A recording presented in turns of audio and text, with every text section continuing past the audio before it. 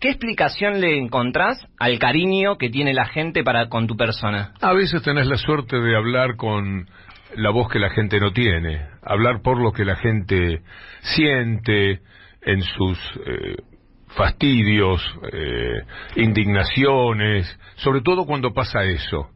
Entonces, justo coincide de pronto que vos interpretás lo que pasa con la gente, las injusticias que se cometen, particularmente en este tiempo, y en consecuencia se sienten representados. A veces a mí me halaga mucho si es así.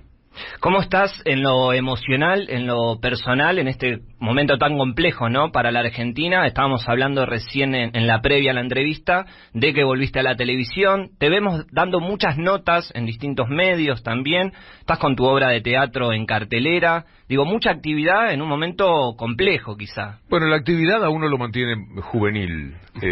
Hay que, por lo menos mientras pueda, y mientras me ofrezcan herramientas como para decir lo que quiero decir, yo me siento muy bien. Esto de IP ha sido providencial, ha sido muy interesante, porque desde que me fui de C5N a principios del 2023, no volví a hacer televisión, salvo un poquitito en Extra, que fue un canal que pasó bastante inadvertido. Empezó con ilusión, como muchas cosas, pero rápidamente se apagó. Y pasó el tiempo, nadie me ofrecía nada. Hablé con mi amigo Julián Capazo, porque tenía ganas de decir algo a la tarde, como que me quedaba muy lejos el final de mi programa de radio, la 1 de la tarde hasta el otro día. Y pasan muchas cosas de las que vos querés decir algo. Entonces le dije, hagamos un streaming.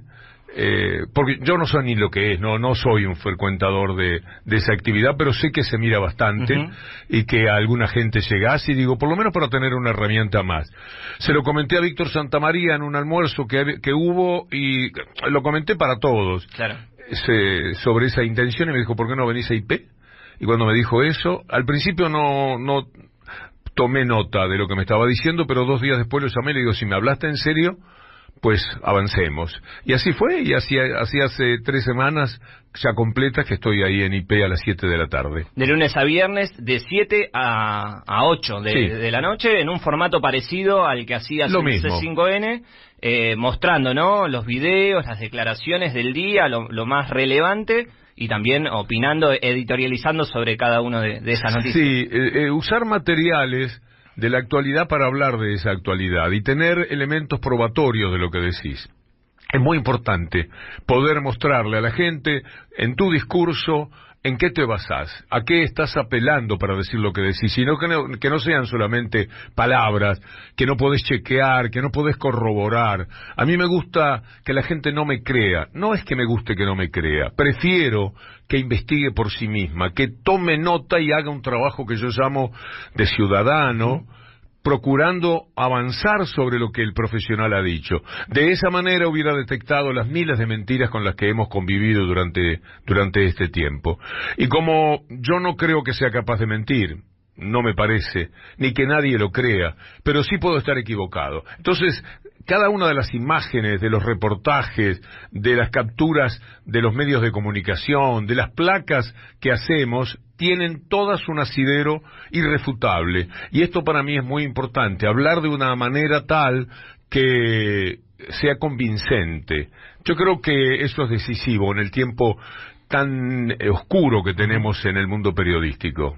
Y bueno, es un tema que hoy es necesario, ¿no? La importancia de que el lector, el oyente de radio o el televidente estén entrenados, ¿no?, a la hora de recibir información, porque después vemos lo que pasa. Hoy le contamos a los oyentes, lo hablamos por mail, la idea del programa era principalmente hablar de la valentía, un aspecto que usted reivindica bastante en su programa, elogia la valentía de los valientes y critica la cobardía de los cobardes, y ha tenido la suerte de conocer a lo largo de su vida a grandes valientes, el caso de Eve de Bonafini acá en su radio, Diego Maradona. Las 2 personas más extrañadas que hay para mí hoy día en la vida de la Argentina.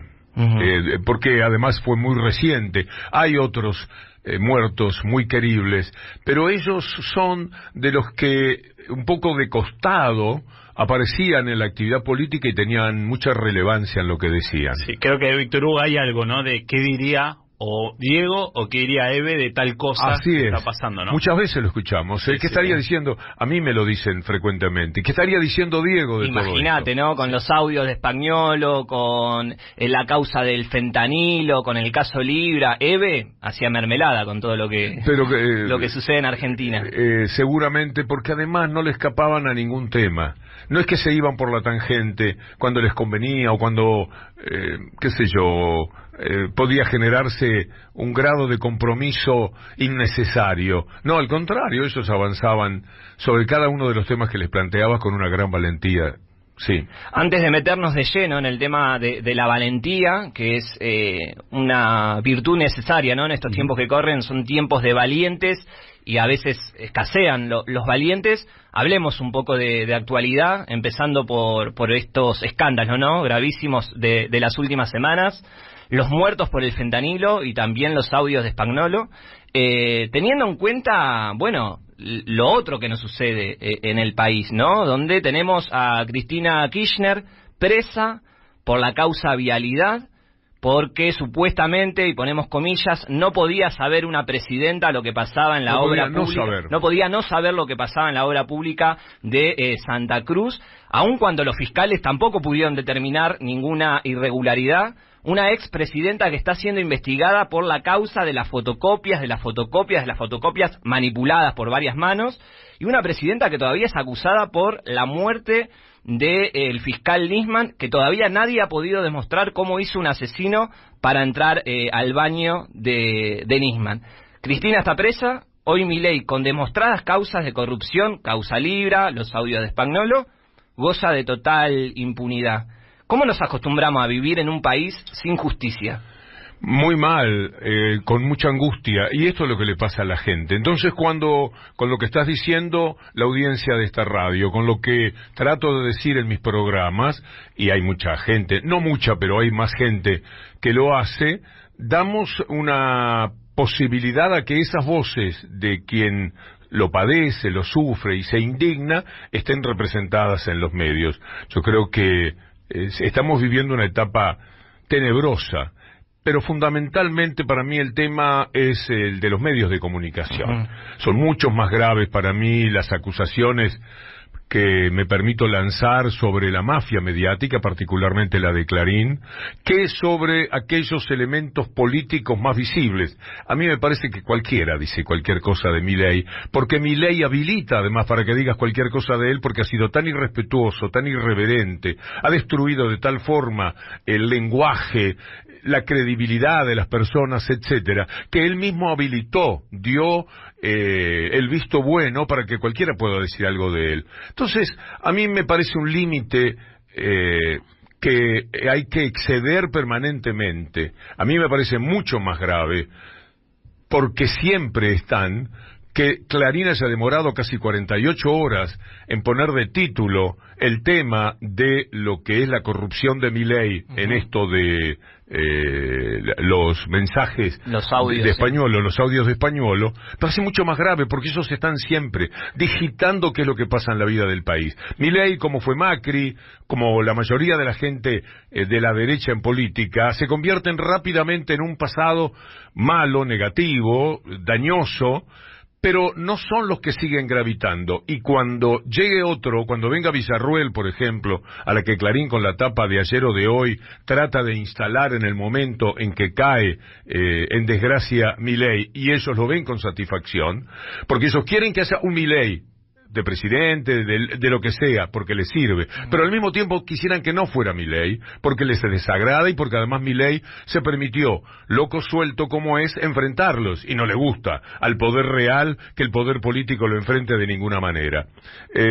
Así que lo que a mí me angustia es que después de lo que fue el problema en Independiente, los graves sucesos que hubo en Independiente, que fueron el miércoles, el jueves viene todo el tema de la corrupción, y el viernes vos te encontrabas con que la tapa de la mafia de Clarín estaba dedicada a la provincia de Buenos Aires, a decir que la provincia tenía responsabilidad en algo que fácilmente podemos entender que no era así, porque la policía no tiene que actuar dentro de la cancha, sino afuera, y lo que pasó fue dentro de la cancha. Pero pero ellos preferían ir con sus dardos venenosos contra Kicillof porque es la manera de trabajar contra la provincia, trabajar contra Kicillof. Entonces, como no pueden elogiar demasiado a Milei, pero sí elogian la situación económica, van contra Kicillof y contra Cristina Kirchner, fundamentalmente contra esos dos, como una manera de mantener latente las viejas y falsas acusaciones,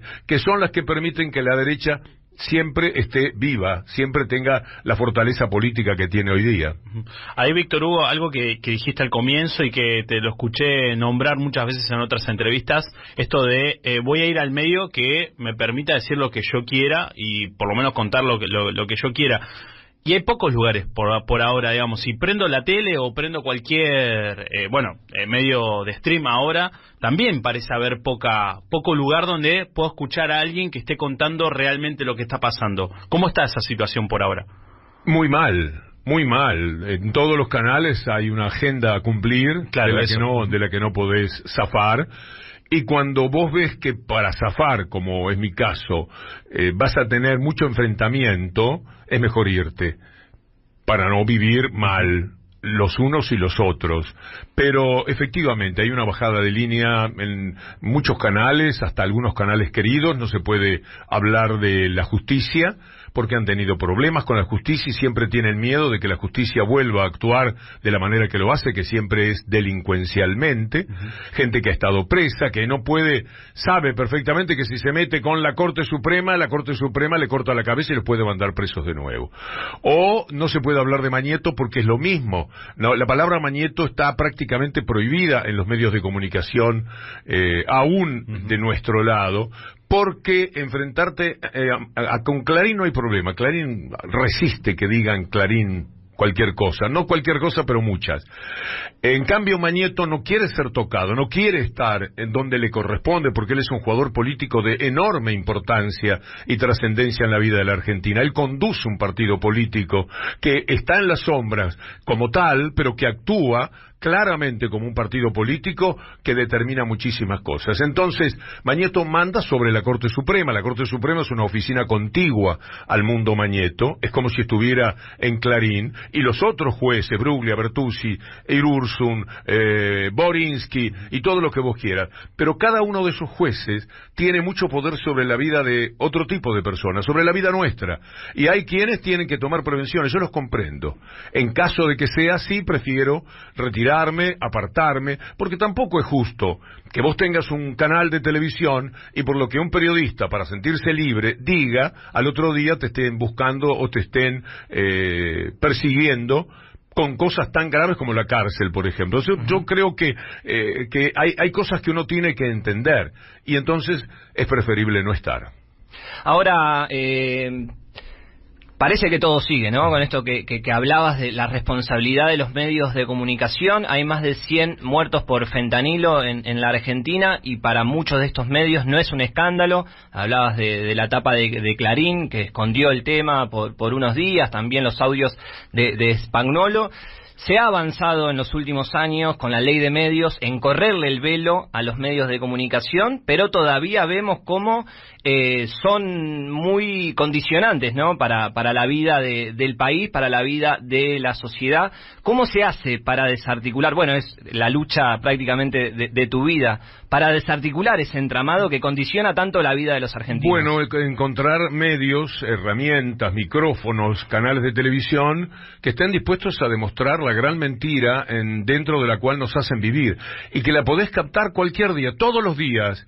En tapa vos te vas a encontrar con un posicionamiento claramente de partido político y tenés que saber analizarlo. Como la gente no está entrenada, no tiene tanto tiempo como nosotros, ni siquiera tiene la obligación de estar muy informados como tiene que estar un periodista, vos tenés que abrirle los ojos. Y ese es el propósito, por ejemplo, que modestamente yo encaro absolutamente todos los días. Mire, las cosas son así. Usted está leyendo esto, pero lo que le están queriendo decir es una cosa completamente distinta. No le están informando de tal tema tema porque esto es parte de un acuerdo espurio del que usted es víctima. Lo que se ha perdido, por ejemplo, en la Argentina es el derecho a la información. Hablan mucho de libertad de expresión que sirve para cualquier cosa, incluso para hacer mucho daño en nombre de la libertad de expresión, que termina siendo un parapeto de todos los desajustes morales y éticos que hoy día tiene el periodismo, pero nadie habla del derecho a la información. Le privaron a millones de personas que entran en la web de la mafia de Clarín todos los días en todo el mundo,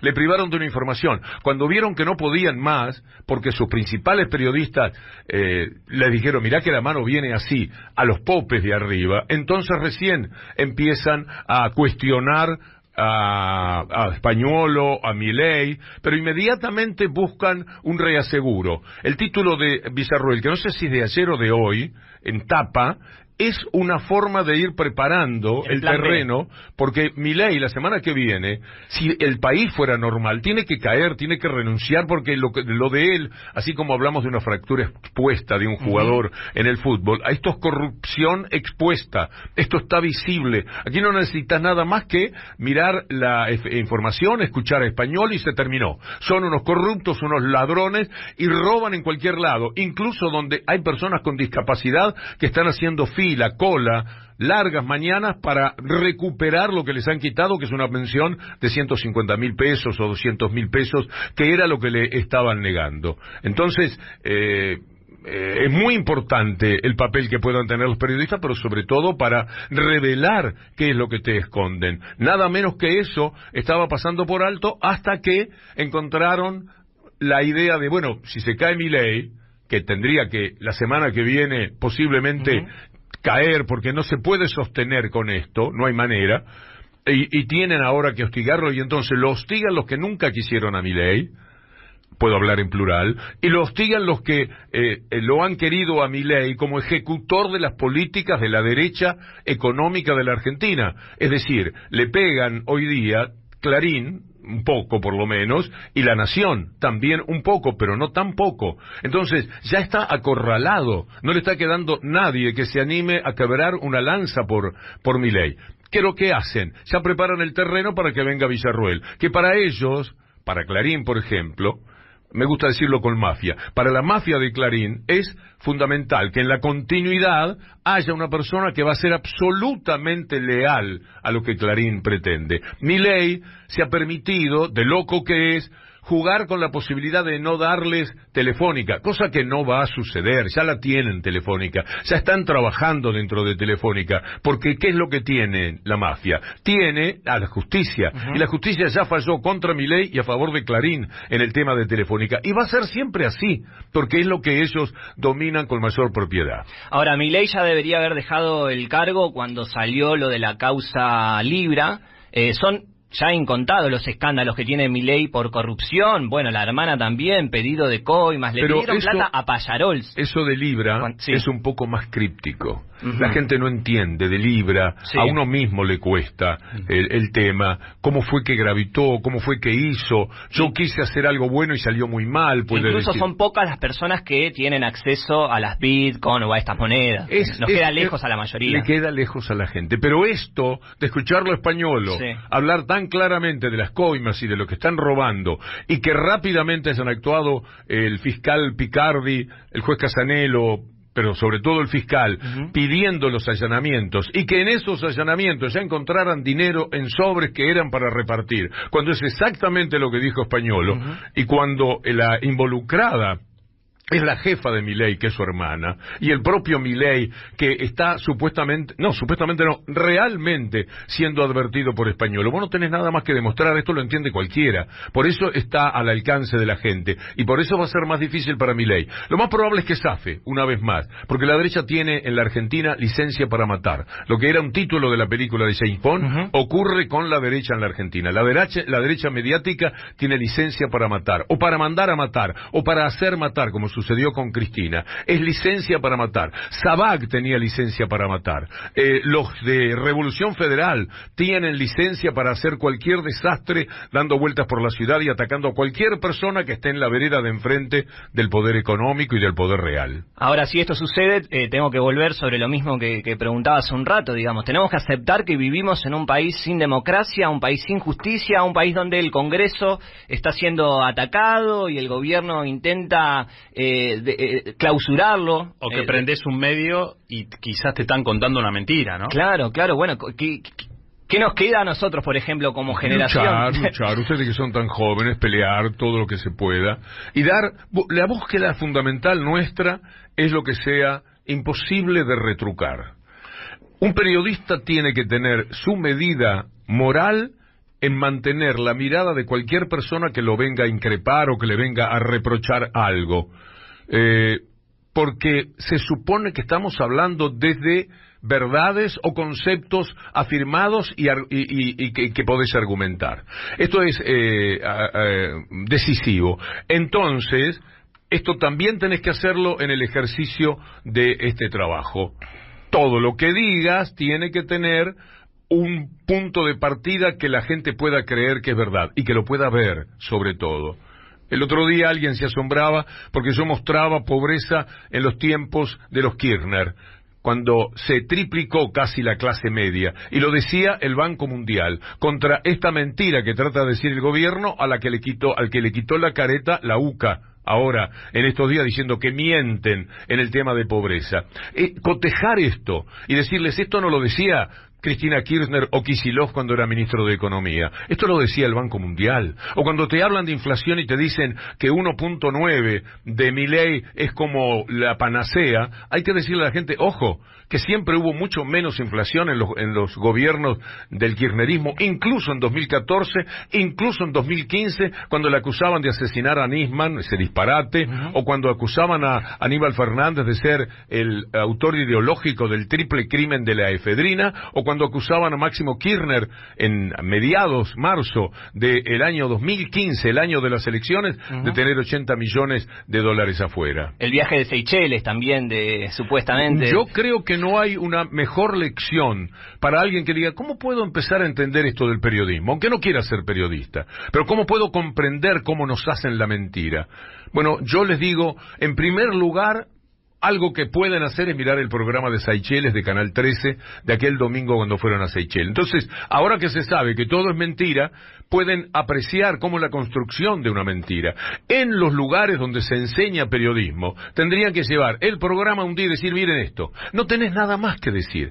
Por eso hay que buscar lo demostrable, pero también hay que saber buscar. Los archivos, los diarios, están llenos de elementos que te pueden permitir cotejar con las realidades o con las noticias de hoy. Este es el trabajo periodístico que hay que hacer. Ahora, Víctor Hugo, en este último tiempo tenemos la sensación, porque lo hablamos en varias oportunidades, de que con todo el aparato mediático están ganando la batalla cultural. ¿Y por qué lo digo, no? Porque hoy tenemos la sensación de que somos minoría, ¿no? Si reprimen todo desde el año pasado, todos los miércoles, a los jubilados, es porque hay una parte de la sociedad que lo avala o incluso hasta lo celebra. Porque si ellos reprimen a los jubilados y la imagen de Milei cae inmediatamente desde la primera represión y ellos empiezan a ver que las encuestas le dan mal, bueno, quizá dejarían de reprimir. Pero sin embargo la imagen subía, no sé ahora qué va a pasar con el escándalo de Españolo, subía, incluso hay quienes dicen encuestas que Milei podría ganar en la provincia de Buenos Aires las elecciones a nivel provincial y a nivel nacional. Entonces, ¿qué está pasando con la sociedad? De todas maneras, cuidado con las encuestas. Yo ayer o antes de ayer mostraba cómo las mismas encuestas, la misma encuestadora y el mismo periodista de la mafia de Clarín que tomaba las encuestas para decir que Macri estaba poco menos que a punto de ganarle a Alberto Fernández, cosa que sabemos que no ocurrió porque perdió por 20 puntos casi en las PASO, a los pocos días sacaban una nota diciendo la plaga de las consultoras, la plaga de las encuestadoras. Es decir, ellos mismos, para sacarse el tema de encima, culpando nada más que a las encuestadoras, dejan de tener en cuenta que publican esas encuestas muchas veces hechas a pedido no formalizado Porque ¿qué encuesta va a publicar Clarín? ¿Va a publicar una encuesta en la que diga que el 70% de la población, la parte decente y sana de la población, sabe que lo de vialidad es mentira? No. Va a publicarte la que te traiga alguien que habla de la corrupción de Cristina Kirchner. Siempre te van a publicar lo que le convenga. Pero después, cuando se le da vuelta a la tortilla, cuando las encuestas, como sucedió con Alberto Fernández y Macri, muestran la mentira que había detrás de todo lo que se encuestaba, no era mentira de la consultora quizás, era mentira del que toma algo porque le sirve y lo pone en la tapa y le hace creer a la gente otra vez que hay encuestas que hablan de que va a ganar Milei. Puede ser, la percepción y el olfato dice que al tipo no le va nada mal, no le va tan mal como le tendría que ir, porque es un inmoral, porque es un antiético, porque es un ladrón, porque es un mentiroso, porque es un violento, por todo lo que te puedas imaginar. No hay un solo valor de Milei que vos puedas rescatar. No hay una sola medida, una sola política que haya beneficiado a las grandes mayorías. Todos estamos viviendo, las grandes mayorías, repito, estamos viviendo peor que hace 1 año y 8 meses, que cuando empezó Milei. Nuestra generación, con varios trabajos, con varias... eso. Es que la gente que se acostumbró a hablar en nombre de principios que no tiene, en contra de sus propios intereses, usa los principios que le inocularon a través del envenenamiento, no quieren ladrones, que esto es lo que te dicen respecto al pasado. Todavía no lo sabrían quizás, aunque ya había algunos indicios de que para eso votaban a un ladrón, pero en nombre de esto todavía la gente se resiste a dar el brazo a torcer y a admitir que votaron en contra de su calidad de vida, del estado de bienestar que se había construido, en nombre de principios que le insuflaron desde la mentira, principios que además grandes mayorías no tienen. Con esto enloquecieron al electorado que votó en contra de sí mismo. ¿Cuántos personas que tienen discapacidad o familiares de personas que tienen discapacidad votaron a Milei? O jubilados también. ¿Cuántos jubilados votaron a Milei? ¿Cuántos obreros de las fábricas que ahora cierran votaron a Milei sabiendo lo que había pasado en los tiempos de Macri? ¿Cuántos empleados públicos votaron por Milei sabiendo que lo primero que hacen es echar a los empleados públicos anteriores para poner los propios? Porque nadie puso más empleados públicos que la derecha en la Argentina, que es una de las mentiras que se consumen. Esta semana mostramos algo que la gente no tiene la menor idea. Bueno, se lo pones en pantalla. Había 5 mirando, había 2 millones, no importa. Los que lo vieron para siempre saben que lo que te dicen de la inflación comparada es una mentira de la actualidad, lo que te dicen de la pobreza es una mentira, y no sé de qué estábamos hablando, que quise señalar un ejemplo que había, pero ya lo voy a encontrar, que había puesto también esta semana, en la importancia que tiene poder exhibir lo que es confrontativo con la mentira, y al mismo tiempo es una verdad. Ahora, es más fuerte el veneno para esta parte de la sociedad que aún se resiste a darse cuenta que se equivocó con el voto a Javier Milei, que el recuerdo durante los años de Cristina, como vos decías, jubilados, personas con discapacidad, aquellas personas de 40, 50, 60 años, que durante esos años pudieron o viajar, irse de vacaciones, jubilarse, en el caso de muchos jubilados con moratoria, poder comprarse un auto, poder proyectar también el sueño de la casa propia, o ser un poco más feliz de lo que éramos. Ese recuerdo está desvanecido por el veneno que inocula cada día los medios de comunicación, sí, la mafia de Clarín. Pero hay que recuperarlo, y sobre todo un trabajo periodístico importante. A veces la gente dice, nosotros hablamos para quienes ya saben o creen en lo que nosotros decimos, y eso aparentemente se convierte en un problema o en un defecto. Cuidado, hay que mantener la convicción de los que todavía no fueron torturados por la mala información, no fueron todavía víctimas de eso. Hay que reforzar todo lo que se pueda. Son de cada 10, 4, bueno, que esos 4 nunca sean 3. Y efectivamente vos fijate que no decae. Lo que tiene, por ejemplo, el kirchnerismo, es un 33% de base.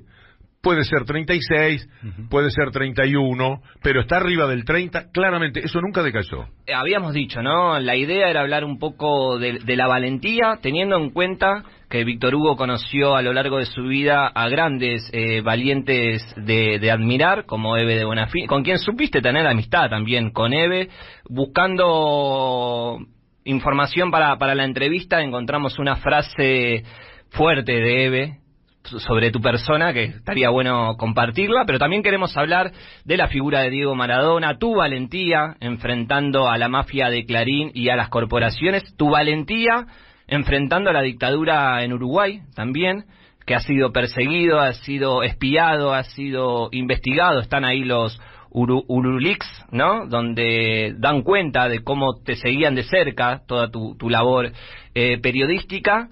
Y también la valentía de, por ejemplo, Ian Moche, un niño de 12 años, activista por los derechos de las personas con discapacidad, que fue atacado brutalmente por el presidente Javier Milei. Y sin embargo, Ian Moche, lo vemos, sigue valientemente dando su lucha. La valentía de Cristina, eso como puntapié, pero tenemos la frase de Hebe, sí. Simplemente el título. Sí, Víctor Hugo pasó a la historia, de Macri se van a olvidar, dijo alguna vez Hebe de Bonafini. Hebe de Bonafini dijo, Víctor Hugo pasó a la historia, de Macri se van a olvidar rápidamente.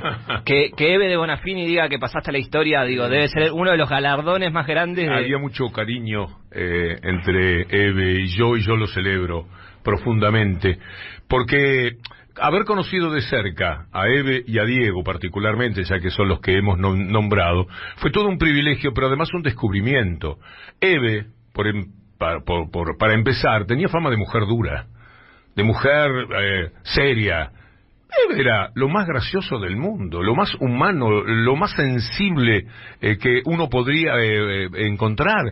Y esto no lo sabe la gente. Siempre está la parte fuerte, política, jugada de Hebe, pero el ser humano al que yo trataba en algunos mediodías que iba a la casa de las madres a charlar con ella a mediodía, alguna vez a almorzar, es una Hebe, una abuela tierna y querible y muy graciosa. Y este personaje la gente no lo pudo conocer. Y el Diego, rebelde y peleador, era un pan de Dios. Y la gente tampoco lo sabe. Nadie diría, de quienes aún quieran a Diego, que un aspecto de Diego era ser bueno como un pan de Dios.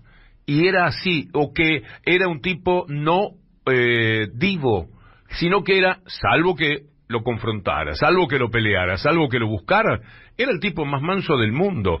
Y estos aspectos de la persona, ni yo tampoco los hubiera conocido, de no contar con el privilegio de haber tenido contacto directo con ellos. Sí, destacás ahí varias cuestiones, ¿no? Primero, que a los dos, si los encarabas, muy seguramente perdías, por la fortaleza que tenían. Y después el otro, lo gracioso también, porque no solamente esto que destacás es quizá un poco más oculto, pero Diego quizás en algunos casos lo ha mostrado. De hecho, cuando hizo de zurda en algún momento alguna entrevista con Asprila, si no me equivoco, también Diego tenía esa cuestión muy graciosa de hacer reír a vos o al invitado o al que sea. O sin cámara. Yo tengo momentos inolvidables de Diego que parecía un stand-up, qué sé yo, era un Stoppelman, para decir. Te hacía reír con sus historias, muy vivido. Pasó por todos los personajes, y a todos les sacaba la ficha, y de todos tenía, y todas,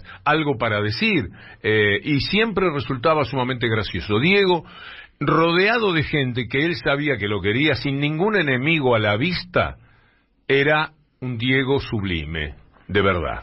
Ahora, son dos personajes que también fueron muy atacados y demonizados, ¿no? Por parte de la prensa, el periodismo, que no los dejó tranquilos, tanto a Hebe, que la han demonizado por distintos motivos, o por su personalidad fuerte, como a Diego Maradona, y pareciera ser que el poder real castiga, ¿no? Esa valentía que demuestran. No por nada Cristina hoy está presa. Al poder no le sirve que haya valientes dispuestos a hablar con la verdad y a enfrentarnos. Porque la valentía se mide en general en la política y en los personajes a través de con qué vos confrontás. Yo íntimamente mantengo una buena opinión de gente, porque no todo define, no solamente la política define a las personas, pero a mí me parece que el que no se pelea con el poder real, no se pelea con nadie. Entonces, ese concepto lo uso para escritores, para políticos, jugadores, etcétera. ¿Con quién estás peleando? ¿Hasta dónde vas? Y me parece que justamente los que molestan al poder real son los estigmatizados, son los perseguidos, los que más o menos te dicen una cosa un día, pero como que no les va la vida en decirlo. A mí me va la vida en lo que digo de estos tremendos ladrones. Hoy se robaron la maratón, se quedaron con la maratón, no en este caso Mañeto en persona o Clarín como institución, sino los editores de Clarín. ¿A usted parece que un medio puede tener algo que es objeto de lo que es el trabajo periodístico, apropiarse para desde ese momento no poder decir nada? ¿A usted parece que es lógico que el jefe de gobierno de la ciudad le prepare la ciudad como se la preparó para que hagan una ponchada tan grande de dinero? Estamos hablando de miles de millones de pesos que ganaron en un solo día y ahora tienen la otra maratón y nadie sabe, o muy poquitos, que la organizan ellos, los editores de Clarín. Entonces, se quedan con todo porque les va a suceder a lo largo de la vida encontrar que hay gente que elige no saber. Cuando un periodista conoce algo y tiene conciencia, y no tiene más remedio que decirlo porque la conciencia lo empuja, vos lo evitás si no te informás de determinadas cosas que son desencadenantes inevitables de un cierto tipo de ideas. Ahora, Víctor Hugo, hablaste de personalidades que los que se pelearon, por lo menos Diego, Eve, Riquelme en el último tiempo, que se pelearon con el poder, de alguna forma pasaron la historia, están pasando a la historia aún más. ¿Qué pasa? ¿Por qué algunos otros futbolistas, dirigentes políticos, periodistas no se arriesgan a eso? Hay mucho dinero hoy día en juego. Antes un futbolista maravilloso podía aspirar a... Primero le compraba la casa a los padres, después se compraba la casa a él, el auto, viajaba con sus equipos, no... ahora son cuentas de 50 millones de dólares, 70 millones de dólares, y la derecha te cuida mejor eso. Creen, pero es largo de mostrar cómo los usan, creen que efectivamente la derecha no los va a molestar con impuestos, la derecha no les va a pedir un impuesto especial como se le pidió en determinado momento en la pandemia a los más ricos de la Argentina que no querían soltar un peso. La derecha los complica y además van teniendo una pertenencia, y eso es lo grande de Diego.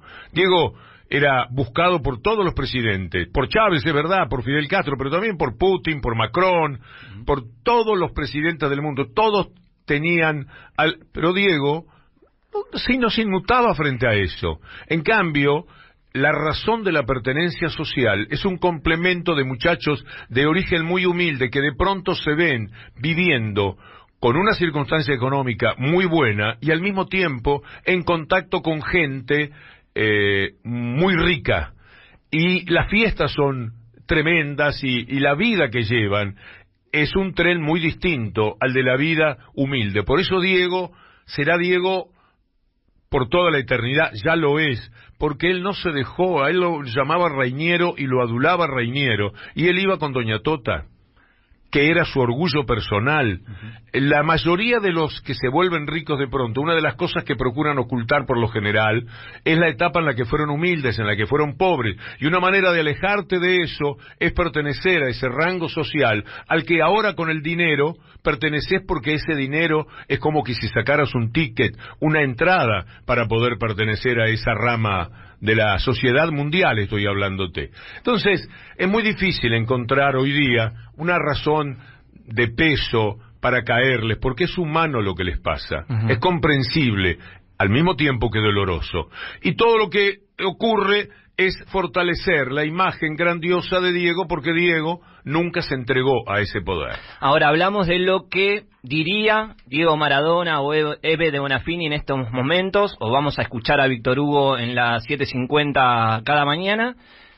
¿Hay nuevos valientes? ¿Estás encontrando referentes, gente que tenga esa valentía, ese nivel de valentía de Eve, de Diego, de Cristina? Tendríamos que, bueno, de Cristina en política, ella es la líder de todo eso. Yo te diría que Kicillof es un tipo muy guapo, Grabois es un tipo guapo, para ponerle otra palabra que no sea solamente valentía.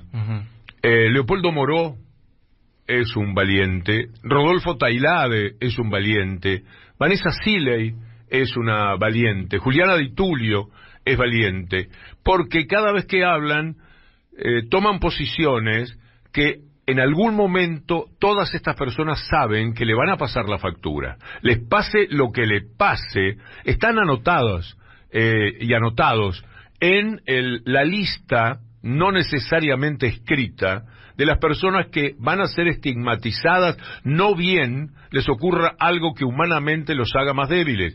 Y a todos nos pasa que un día, qué sé yo, atropellás a una persona, y entonces te van a sacar o no la cantidad de multas que tenés por mal estacionamiento, que no debe haber persona que no las tenga, esas multas, pero te lo van a esconder si les conviene y te lo van a tirar como que vos sos un violento de la calle.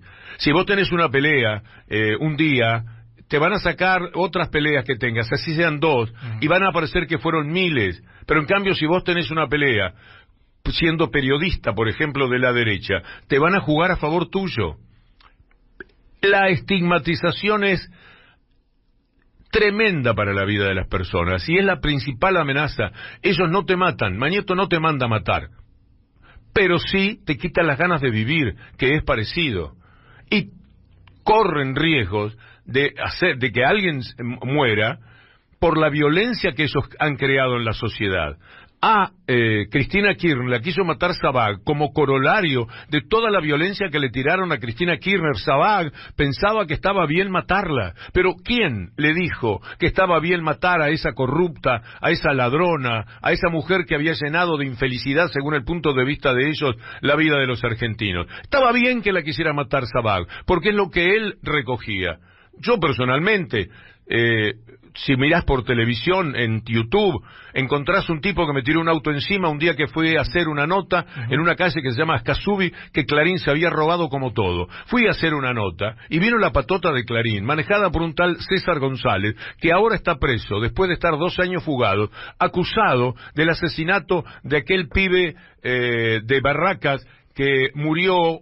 Lucas González. Un pibe maravilloso, según todos los testimonios de todos los vecinos, lo mataron y el acusado es él, es decir, la misma persona que me tiró el auto encima a mí, y me pudo haber pasado por encima con el auto, porque cuando vos le tirás el auto encima a una persona, aunque lo frenes de golpe, ya el daño está hecho. Yo todavía tengo una rodilla que tiene que ver con la lesión que eso me provocó en su momento. Pero pudo haber seguido de largo el cálculo, y ese tipo estaba actuando a nombre de la patota de Clarín, estaba defendiendo la calle de Clarín y peleándose además y amenazando a los vecinos que me habían hecho la denuncia. Y a Ibarra, que peleaba mucho también contra eso, y se me escapa el nombre de una diputada, lo tengo en la punta de la lengua, que también luchaba, muy poquititos, nadie se interesó por esa lucha de Aníbal Ibarra. Bueno, nosotros sí, fuimos, y mirá lo que pasó. Son una mafia que actúa permanentemente, muy escondido. Por supuesto que Mañeto nunca lo conocerá, a ese César González, sí. Pero los eslabones que te llevan a ese personaje que me pudo matar y que está acusado ahora de haber matado a... sale Linares, pero no, a ese chico fue en octubre del 2023. Quizás si pones ahí... Sí. Dante Gustavo Lencina. Lencina, sí, me salía con él. Dante Gustavo Lencina. ¿Sabes lo que lucha la hermana de Dante Gustavo Lencina para llegar a la verdad? Y qué impenetrable es la verdad. ¿Y sabes lo que pasó? Yo fui a juicio contra ese señor González. Estuvimos cara a cara y me ofrecía un dinero y hacer obras como hacen los que tienen una causa. Era todo lo que él ofrecía y yo no acepté. ¿Qué pasó con esa causa? Esa causa prescribió, se murió, chau. Bueno, también usted fue enjuiciado en otras oportunidades por la mafia de Clarín. Sí, no quisiera centrarlo mucho en mí, pero esto viene a cuento, sí. porque ¿con qué elementos o fundamentos yo hablo de mafia? Este es relevante porque es más periodístico que personal. Nos quedan los últimos 5 minutos de programa con Víctor Hugo y queremos terminarlo de una manera un poco más positiva, porque es también lo que usted contagia en sus programas de radio, sobre todo cuando habla de teatro, cuando habla de música, cuando habla de deportes también, ¿no? Por suerte, en estos tiempos tan oscuros, todavía hay cosas buenas para disfrutar, para compartir, para vivir. Sí, leo muchos mensajes de mucha gente, pero me parece que un poco resume esto que decías, que bueno, en la entrevista a Víctor Hugo Morales, como persona sensible y solidaria, no solo interpreta la bronca y la angustia del pueblo, también es un canal de alegría y euforia, de goles, de teatros, de música, un canal de amor y solidaridad popular. Me parece un lindo mensaje y me parece un gran resumen de lo que es Víctor Hugo, porque yo también lo escuchaba para conocer las noticias, pero cuando hablaba de obra de teatro me daban ganas de ir a esas obras, de conocer esa música que pasaba. O de fútbol. Esta semana a mí me pasó, yo soy hincha de Olimpo de Bahía Blanca, los oyentes lo saben, ahora en este momento estábamos perdiendo 1-0 nuestro partido, pero esta semana me encontré viendo el partido de Rosario Central Newell's ayer, el clásico, donde Di María hizo un tremendo golazo, y el partido de Racing en la Copa Libertadores, que son partidos que como neutral los disfruté muchísimo. ¿Todavía le sigue haciendo bien el fútbol? Sí, me gusta mucho relatar, que es lo que siempre me gustó, más que el propio fútbol, el trabajo de relator. Pero fíjate qué notable lo de Di María, porque él sí, fiel a su origen, vuelve a su pago, ninguna necesidad. Sobre todo que en algún momento hasta tenían amenazas de esas cosas que pasan en cualquier ciudad, no solamente en Rosario, cuando hay un lugar chico o más chico que la gran capital federal, donde hay solamente 2 clubes que tienen semejante importancia. Él vuelve y mete el gol faltando pocos minutos contra Newell's, ganan 1-0, es un destino, es tocado, hay un título en el Popular que me gustó, Corazón de Ángel, es genial. Pero además fue un golazo, no es que fue un gol de penal. Pudo haberle rebotado la pelota en el pie y entrar, pero no. Y lo mismo hubiera sido Di María, pero metió un gol maradoniano, mesiánico, un gol también de Di María, porque Di María está en el segundo escalón, está entre Maradona, Messi y los otros. Tercero, pero es con seguridad Di María ahí en ese podio. Usted sube también en sus redes sociales, su equipo, muchas efemérides futboleras de años pasados, y lo que llama mucho la atención es que en la gran mayoría de esos relatos usted anticipa lo que va a suceder. El gol lo termina haciendo, no sé, el flaco Schiavi, por decir algo, en un córner. Usted lo marca antes de que se patee el córner. El flaco Schiavi está bien ubicado. Todos los relatores tenemos una intuición. No, pero usted tiene una... Bueno, pero que tengo muchos más partidos relatados que cualquier relator hoy día. ¿Pero de dónde aprendió tanto de fútbol? Dice el hábito. Vos desarrollás una percepción, un olfato, una intuición. Pero es nada más que eso. También debo haber anunciado... A mí no me gusta anunciar mucho gol porque me gusta que si lo digo se cumpla.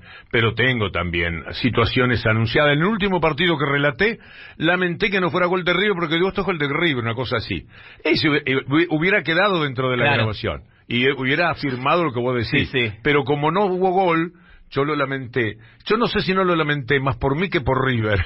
Claro, uno se queda con los casos como el gol de Diego a los ingleses, son obras de arte, pero debe tener muchas obras de arte que terminaron con un tiro afuera del arco. ¿No? A mí como hincha de Boca igualmente me gusta mucho el relato tuyo, el gol de Diego a Filiol en la cancha de Boca, todo embarrado, Diego medio en su hábitat, que viene del centro de Córdoba y lo gambetea. Claro, 3-0, 10 de febrero. Claro. El diario El Popular me dio un bautismo de recepción con un título que me involucraba.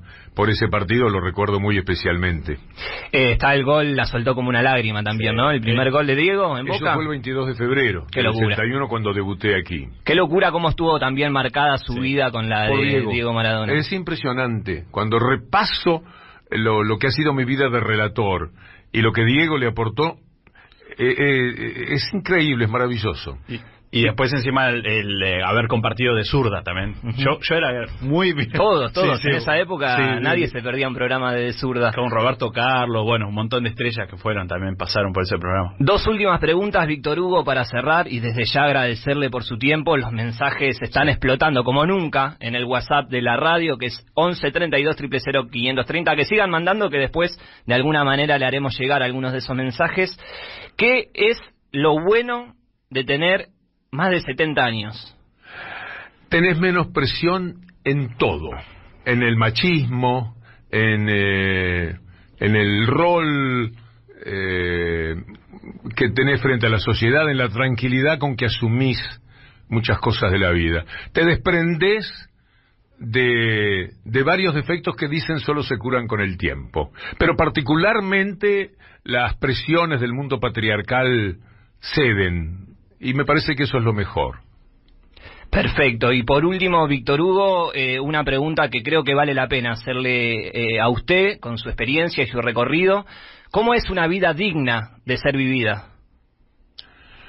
Peleando por los sueños, amando, teniendo amigos, siendo lo solidario que puedas, y procurando no hacer daño a los demás, salvo en el ejercicio de la profesión. Digamos, un jugador le hace mucho daño. Sergi María le hizo un daño tremendo a Newell's, pero es parte de su trabajo. Así es. Entonces, pero cuando vos haces daño deliberadamente o porque sí a otras personas, a mí me parece que es la caída más triste de lo humano.